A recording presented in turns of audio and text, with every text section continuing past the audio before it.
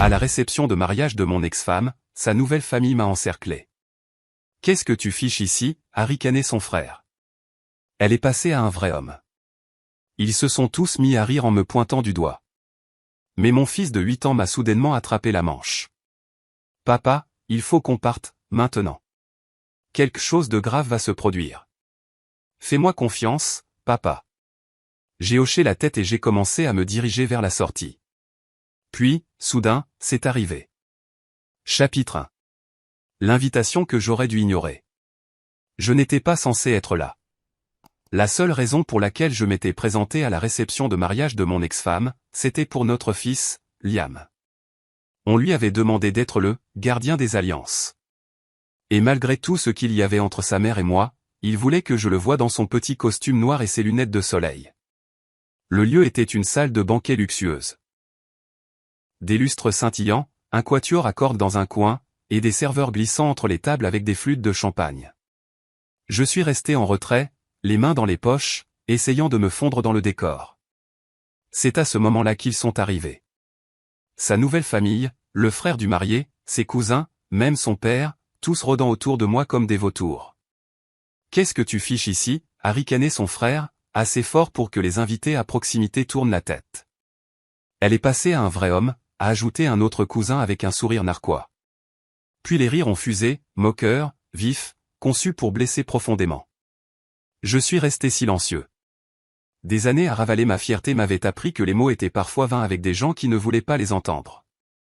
Puis j'ai senti une petite main tirer sur ma manche. C'était Liam.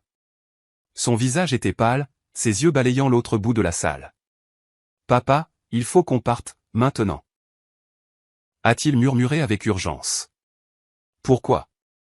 Qu'est-ce qui ne va pas » ai-je demandé en me penchant vers lui. Il a dégluti difficilement. « Quelque chose de grave va se produire. Fais-moi confiance, papa. » La conviction dans sa voix m'a glacé le sang. J'ai hoché la tête, mes instincts hurlant. J'ai pris sa main, j'ai commencé à me diriger vers la sortie, et puis c'est arrivé.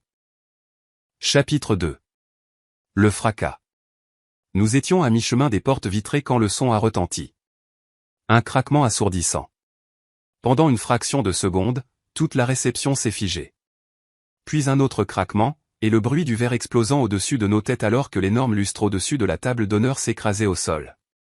Des cris ont empli la salle.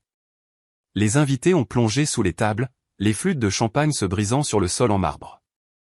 L'impact du lustre a secoué la pièce, faisant cliqueter l'argenterie et poussant le quatuor à se mettre à l'abri. Je me suis retourné juste à temps pour voir la main tordue de cristal et de métal gisant exactement là où la table d'honneur se trouvait quelques instants plus tôt. Sauf que mon ex-femme et son nouveau mari y étaient toujours. Du sang, du verre brisé. Le marié se tenant le bras, son costume blanc éclaboussé de rouge. Les cheveux parfaits de mon ex-femme emmêlés de tessons de cristal.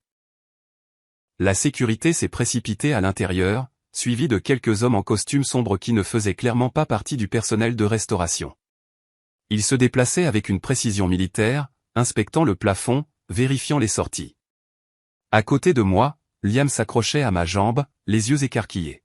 « Tu vois, papa, je te l'avais dit. » Il y avait dans sa voix plus que du soulagement.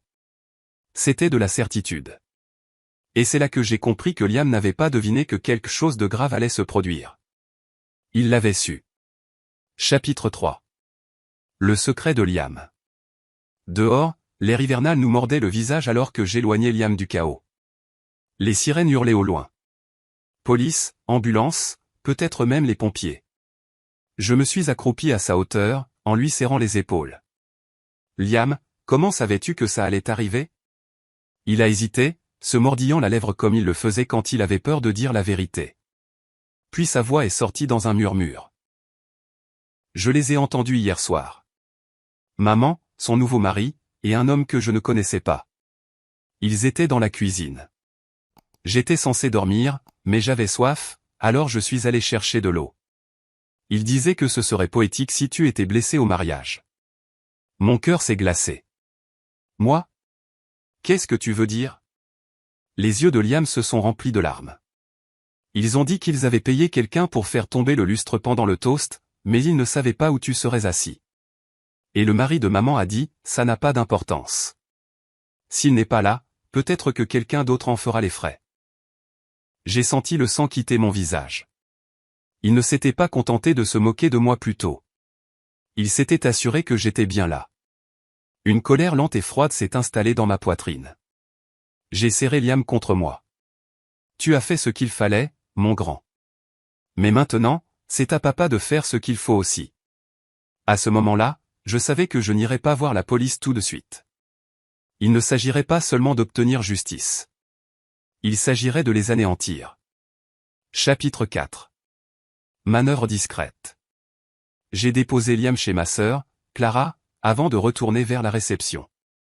Non pas pour y entrer, mais pour observer de loin. Les ambulanciers chargeaient mon ex-femme sur une civière.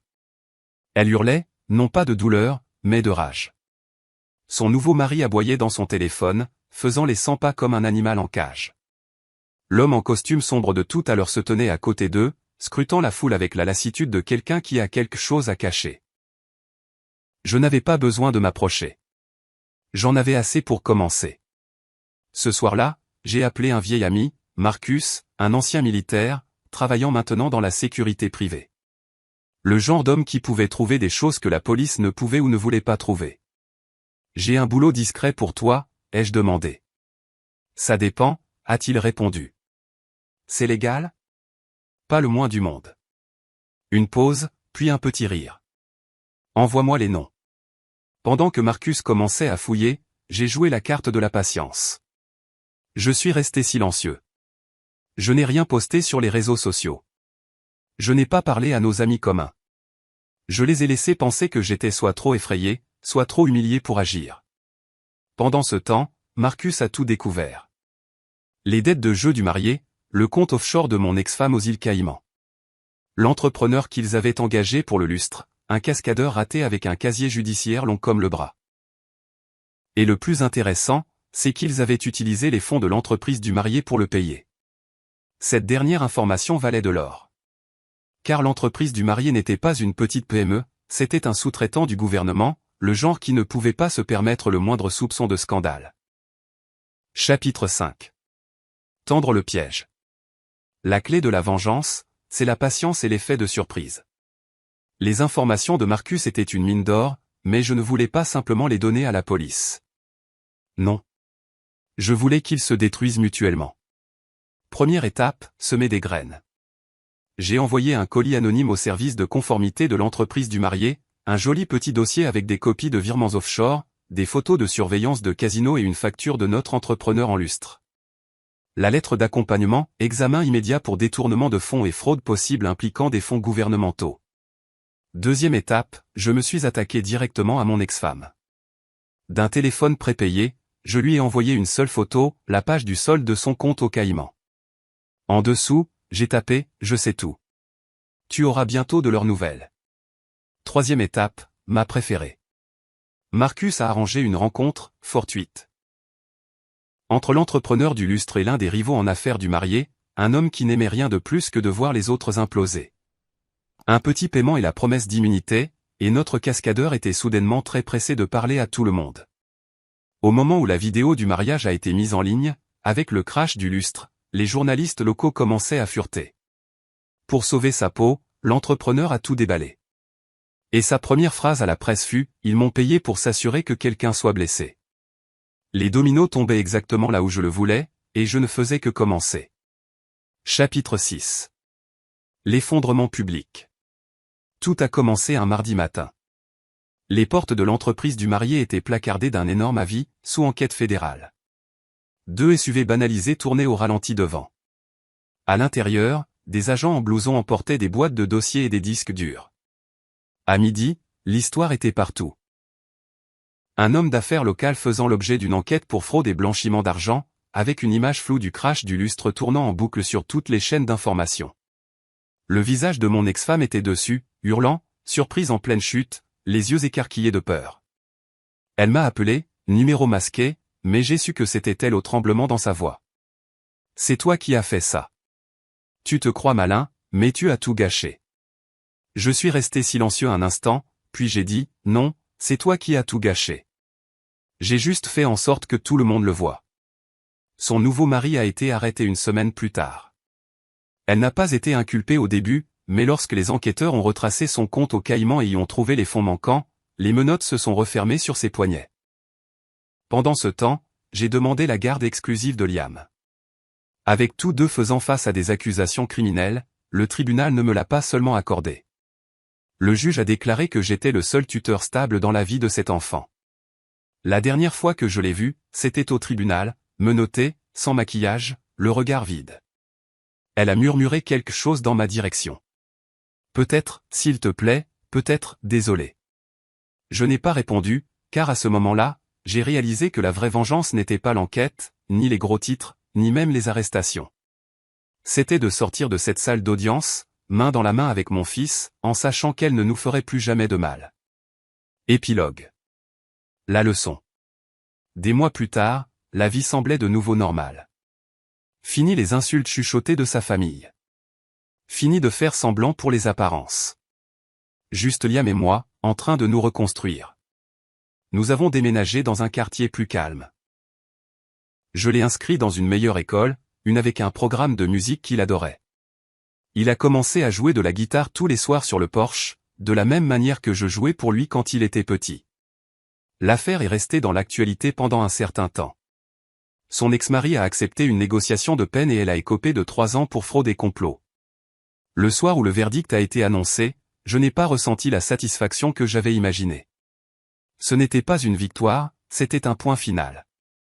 Un après-midi, Liam a demandé, « Papa, est-ce que ça valait le coup de faire tout ça ?»